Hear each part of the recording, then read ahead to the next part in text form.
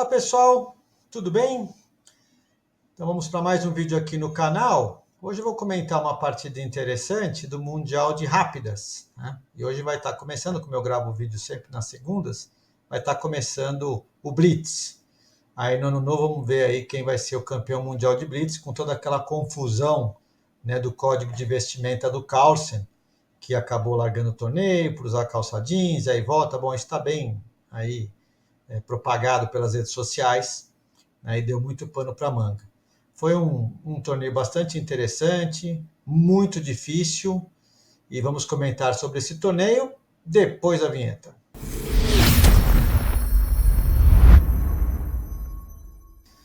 Muito bem, pessoal, um Mundial bastante legal, né? Gostei bastante, acompanhei aí quando deu algumas partidas. Teve até a 4 jogado pelo Brandon, acho que é Jacobson, uma coisa assim, jogando A4. Eu me lembro do meu padrinho de casamento, Ivan Nogueira, ele chegou a fazer uns vídeos jogando A4 aí no canal dele, não sei se está parado o canal dele, do Ivan Nogueira, mas ele andou mostrando umas partidinhas jogando sempre o A4. Acho que esse jogador americano copiou o Ivan Nogueira e ganhou do Nakamura. Inclusive, o peãozinho foi até a coroação, quando o Nakamura abandona, uma partida curiosa aí, para quem quiser depois ver, eu deixei aí na descrição do canal. Tivemos, eu acho que pela primeira vez, talvez, eu fico imaginando 3 russos, né? Na primeira colocação, ou a primeira vez que 3 jogadores do mesmo país ganham. Não sei se precisa ver aí antigamente, mas eu acho que pela primeira vez no absoluto, né? No feminino ganhou a Rump Koneru, veterana, estava bastante emocionante, com várias ali lutando pelo primeiro lugar, mas ela conseguiu ganhar um finalzinho e se sagrou bicampeã mundial de rápidas, né? Agora, os 3 russos foi bem legal ver o Murzin, tem uma cena icônica dele chorando, em 2019 também apareceu em muitos lugares, ele chorando quando ele perdeu uma partida que ele estava melhor, e hoje se tornou, quer dizer, o campeão do mundo, muito jovem.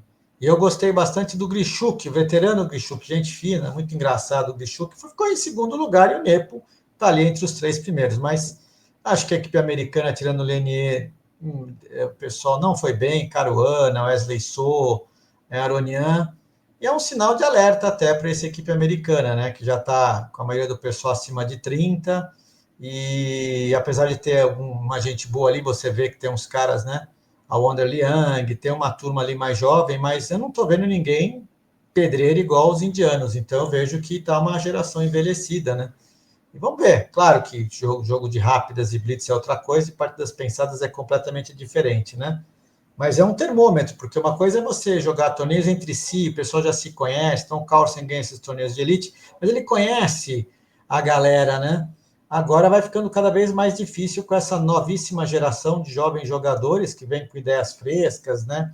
E com bastante vontade de conseguir um lugar ao sol, então não é fácil para essa geração mais conhecida aí. Bom, eu separei essa partida do Murzinho e deixei desse jeito a configuração, pessoal, para mostrar ali para vocês o seguinte, né? Você vê, o tempo está mostrando aqui do lado, e a ideia do vídeo é mostrar para vocês a questão dos cavalos. E eu pretendo, no próximo vídeo da outra quarta-feira, colocar uma posição semelhante para vocês poderem fazer uma comparação, tá? Eu gostei da partida, claro que tem erros, mas foi uma partida muito importante porque o Murzinho vence o Caruana, ou seja, está vencendo um jogador de elite e isso vai dando confiança para ele. Ficou invicto com 10 pontos em 3, é muito ponto, viu, pessoal?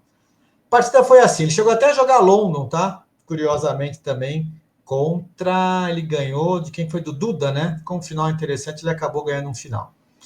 Olha lá, mas ele joga aqui o E4, siciliana. Eu deixei a avaliação embaixo para vocês compararem, que assim que você faz, você deixa a avaliação da máquina. Depois que você fez uma primeira vez sem máquina, a segunda vez você coloca o computador. Você pode deixar 5, 3, várias linhas de análise e você vai comparando também no livreto para ver até onde vai a teoria. Então, tudo teoria, né? Temos aqui a variante Sveshnikov, olha lá, D6, aí aqui. Por exemplo, muitos alunos eu ensino essa linha, porque quando você joga aqui o A6, cavalo vem para cá, e você não tem rapidamente essa jogada. Tem algumas pegadinhas aqui, por exemplo, tem uma partida da Galia Grunfeld que joga assim, tudo vem assim ao controle dessa casa, né? E agora, quando você joga, por exemplo, esse, você tenta jogar algo assim, aí você leva esse e tenta dar um garfo, uma ciladinha, né? Você vem aqui e o jogo está perdido, porque você vai dar cheque se cobrir de bispo, se jogar aqui, tem essa sequência bonitinha, e a partida aqui foi dessa maneira, e as pretas perdem o jogo, tá? Claro que ninguém mais cai nisso, né? Esse tipo de posição, mas é interessante para evitar. A ideia é você jogar bispo G5 depois. Até dá para jogar o H6 aqui, porque é de conhecimento que esse bispo deve eliminar esse cavalo para a gente ter um controle. Mas, enfim, você também evita essa expansão das pretas, né?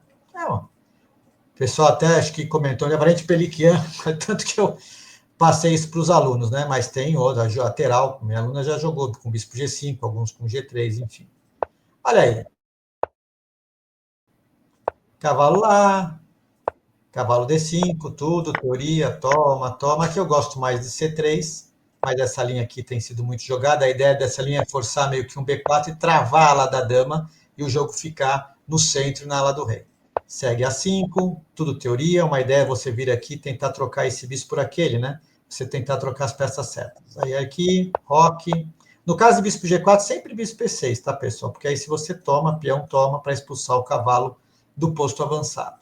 Seguiu dama D3, ainda a teoria, bispo aqui, torre D1, e aqui agora esse lance, mais ou menos por aí que está saindo a teoria. Vocês percebam que jogou 15 com 10 de acréscimo, e já está com os dois com 16. Significa que, quando você conhece a teoria, é de bom tom vocês começarem a avançar rapidamente, não perder tempo, né? Foi o que aconteceu aí com o Murzinho Caruana.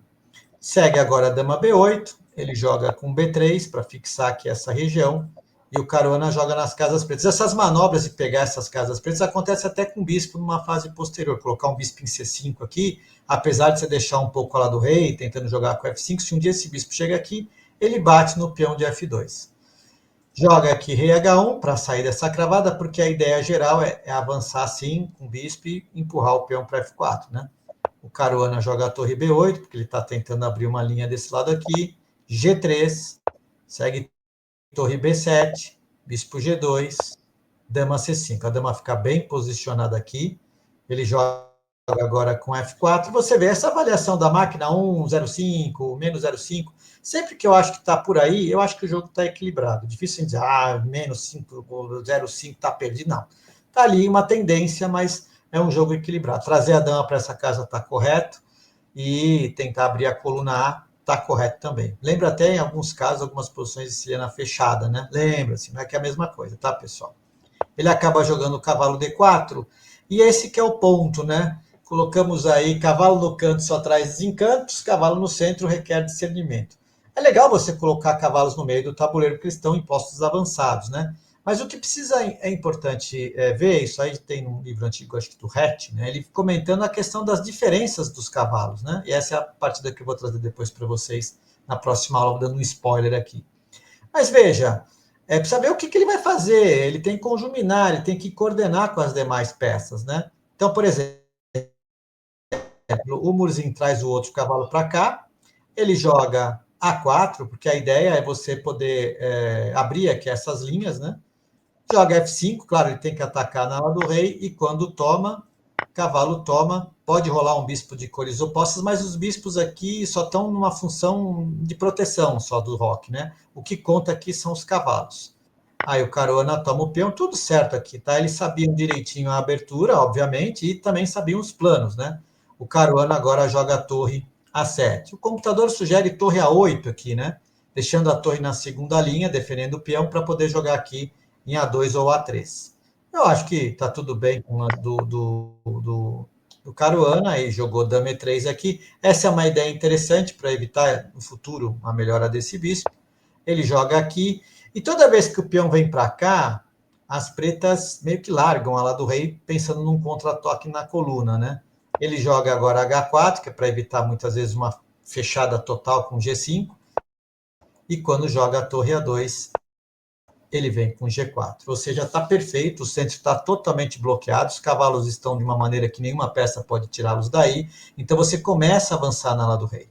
E o Caruana usa a coluna aberta para contra-ataque em cima. Então você abre essa linha para que ela possa no futuro atacar o rei. O branco ele está acreditando mais nas rupturas, né? Ele joga agora aqui cavalo E2, que é um lance que eu não entendi. Por exemplo, o computador está dando torre B2 aqui, né? Estou deixando só uma linha de análise, pessoal, para ficar mais legal a telinha aí, né, do canal. Mas você pode fazer 5 ou 6 para comparar. E realmente, eu não consegui entender por que não jogou torre B2, porque você está atacando aqui o peão atrasado e libera a possibilidade da outra torre vir. No caso de torre B1, que é o que a máquina está sugerindo, você teria que trocar, e quando troca, precisa ver se não dá para trazer a outra torre ou uma lemas, né? Mas ele está achando as brancas melhores de qualquer modo, né? Mesmo trocando uma torre. Ou seja, o que a gente nota é que, nesse momento, parece que o cavalo D5 ele coordena melhor com as peças brancas do que o cavalo de D4. Curioso isso, os dois estão centralizados, mas esse aqui parece que está jogando muito mais. Na partida jogou cavalo E2, então dá uns truques, né? Ameaça a dama e de repente jogar aqui com cavalo G3, ele tira a dama para H3 e após torre F7. Aqui já tem lances que tomar primeiro, mas o que importa, pessoal, nós estamos falando o seguinte, nos primeiros 16 minutos, quer dizer, eles jogam rápido para poder ter mais tempo. Depois eles têm que estabelecer o plano de campanha, que já é mais ou menos conhecido para cada lado. Depois é ajuste. Você vê que agora Caruana tem 51 segundos e eles têm 2. Então eles atingiram a posição no lance 30 e agora é sempre por aí, entre o 14 e 27, que cometem os erros, né? E você veja que a posição do Murzinho é melhor para vitoriosa, porque esse cavalo E2 acho que já não foi bom, o cavalo ficou num lugar que não está fazendo muita coisa, e o Caruana não conseguiu nada e pouco tempo no relógio, né? Murzinho agora, depois que joga a dama C8, jogou torre D3, peão toma, peão toma, peão toma. Essa jogada também é duvidosa, porque quando joga de peão, esse bispo vem para a vida, né? Claro que o Caruana contava com a hipótese de também aqui jogar com peão e avançar. Quando joga com torre E3, bispo E5, e ele ganha aqui um peão. Então ele melhorou o bispo, mas à custa de um peão, né? Enquanto que o branco agora pode avançar aqui, claro que com calma, né? Tem que ver aqui troca, mas ele tem essa possibilidade, a hora que ele quiser, de avançar, e o rei está bem seguro com esse bispo cortando aqui. Acho que não valeu a pena, mas poucos segundos no relógio, né? Jogou torre aqui, segue dama G4, cavalo C3, e torre H3 interroga duas, né? Bispo G2 era muito melhor, mantendo a defesa, e depois você pode ver como que você vai criar o ataque. Tem que tomar alguns cuidados, é claro, porque se você avançar aqui, depois da troca pode ter aqui um torre H7, né? Alguma coisa assim para incomodar, eventuais cravadas, mas a gente percebe que ele vai, trabalhando direitinho, uma hora ele vai conseguir entrar com esse lance bem, né? Na partida jogou esse aqui, acho que está tentando controlar essa possível abertura da coluna, segue rei H8, que me parece um lance muito estranho, permitindo esse, né, G6, mas o Caruana está ali com 13 segundos, então tem que fazer lance, né? O acréscimo é legal. Quando você jogava sem acréscimo, era um apuro só. Acabava a partida, bateção de peça, cai, a seta acabou. Quando você tem um acréscimo, é um apuro de tempo ad infinitum, pessoal. Então, realmente não é fácil, né? O Caruana aqui ficou completamente perdido. Era só agora trocar as torres aqui e ganhava, né, pessoal? Jogou torre, toma, toma. E aqui, quando joga com torre A7, ele tinha uma jogada killer, segunda máquina, que é torre aqui, para poder fazer essa manobrinha, né? Mas na partida ele acabou jogando aqui, continua ganho o tempo todo, né? Toma, e após essa sequência ele tem aí agora a vantagem de 2 peões. Tudo bem que esse peão pode cair, mas há um controle generalizado, agora é questão de manobrar, melhorar o rei. Veja, o Murzinho também agora está com 38 segundos nesse momento, Caruana com 30. Nesse momento aqui, ele sabe que está ganho, mas ele quer tentar solidificar as peças. A tendência é levar o rei para o meio, mesmo que perca contra o peão, passar a dama para cá, ir com o rei, sempre utilizando a casa D5. Esse cavalo não saiu daí, né, pessoal? O tempo todo aí, plantado, ele impede qualquer chance do adversário. Segue agora a dama C2, que é um lance fraco, porque ficou aqui, né?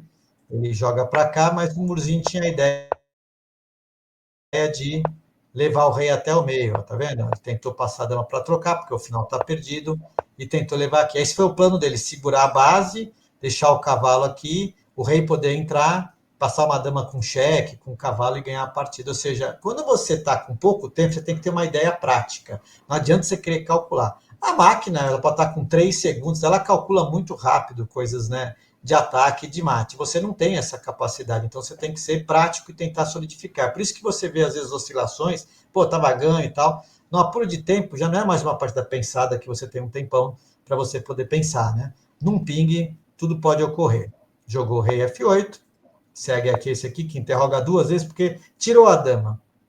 Esse lance aqui é ruim porque a dama ficou presa. Era muito melhor deixar a dama aqui podendo fazer alguma coisa ativa, né? Jogou dama D3, queria expulsar a dama, e agora defendeu o cavalo para talvez ir com o rei, mas ele joga a dama C1. Aqui está dizendo dama E1, cravando o cavalo. Chato, né? Ele teria que fazer novamente dama D1, né? Jogar novamente esse lance. Mas o Caruana veio com dama C1, ele vai com o rei, que era a ideia geral. Equilibrou. Você fala, mas agora está empatado e tal. Ficou só um peão, mas ele quer fazer a ideia de ver se entra com o rei, né? E aqui o Caru teria que jogar dama cheque, para quando jogar dama E4, dama 1 aqui, né? Essa ideia é bem desagradável, né? Ele vai ter que jogar um C5 e pode ser que essa partida acabasse empate. Infelizmente com o Murzinho, mas faz parte. O jogo seguiu aqui com rei D5, dama 1, C5 aqui, e após peão toma, rei E6 ele conseguiu fazer o que queria. Puxa vida, colocou o rei lá, esse bicho está meio solto, esse cavalo pode entrar para C4, tem umas ameaças dama D8.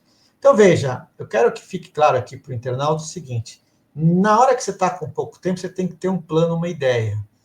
Mas é porque ficou empatado e tal. Você não tem um stock fish do seu lado para te dizer, mostrei, né? Quando você está avaliando é uma coisa, mas quando você está jogando, você tem que ser prático, porque vai ter erros de parte a parte. Essa é uma posição muito incômoda para as pretas, porque o rei entrou. Lembra, tem um vídeo aqui no canal, 3 peças atacando o rei. Ele está fazendo um bloco, né? O bispo está solto, e veja as peças brancas todas protegidas. Esse é o ponto que eu queria chegar. O cavalo movimentou só agora, e sempre essas casas brancas e essa casa D5 ficou não só para a base do cavalo, para coordenar com as demais peças, mas ele teve essa ideia aqui, colocando os peões na preta, podendo bloquear. E o Carona tem 17 segundos para tentar acertar algum lance, que seria aqui no caso bispo C7, a jogada, e depois tentar trocar as damas se o rei entrasse. Então seria essa jogada aqui. E no caso de rei D7, eu não sei se ele jogaria assim, poderia tentar alguma outra coisa, realmente troca as damas e tem chances de empate. Mas acabou jogando aqui, que é a ideia de tentar trocar as damas no momento inadequado, e após as trocas, né, acaba tomando aqui, cavalo vem para D5 para pegar o peão, e o jogo ficou perdido. Ou seja, eu achei que do ponto de vista prático, o Murzinho jogou muito bem, né? Foi para lá, toma o peão, e aqui está perdido, porque ele vai bloquear o peão passado, e temos 2 aqui para avançar, ele não vai conseguir nada, né? Foi avançando, ele vai avançando, até que chega o momento que o Caruana agora tem que largar. Então, o 10 segundos de acréscimo é legal para isso. Você tem uma ideia e conseguir uma posição ganhadora, você vai ganhando sempre 10 segundos, né? Ou 30, dependendo de partida pensada. Eu acho justo para não ter as partidas suspensas, e aí depois que relaxou para aqui, está mais sossegado. Podem ocorrer erros, e não é raro isso acontecer, mas depois que você estabiliza, aí o cara abandona, porque não tem o que fazer, não tem como segurar os 2 peões passados. Achei essa partida muito boa do Murzinho, a despeito dos erros, está jogando com o top, o Caruana, que é muito forte, e uma das que deve ter dado confiança para ele para poder continuar. Depois ele teve outros resultados muito bons, fez um torneio duríssimo e mereceu ganhar o torneio. Vamos ficar de olho nesse garoto também, que eu acho que ele vai tentar aí competir. Ele não está num nível de hate igual Pragnananda, enfim, todos esses indianos, Erigaise, né? Enfim, mas assim, eu acho que é um jogador para a gente ficar de olho também. Beleza, pessoal? Espero que vocês tenham gostado. Desejo a vocês um feliz ano novo, com muita saúde, muita paz. Fiquem com Deus nesse ano, né? Que os seus sonhos se concretizem, e a gente se fala no ano que vem. Um abração, até mais.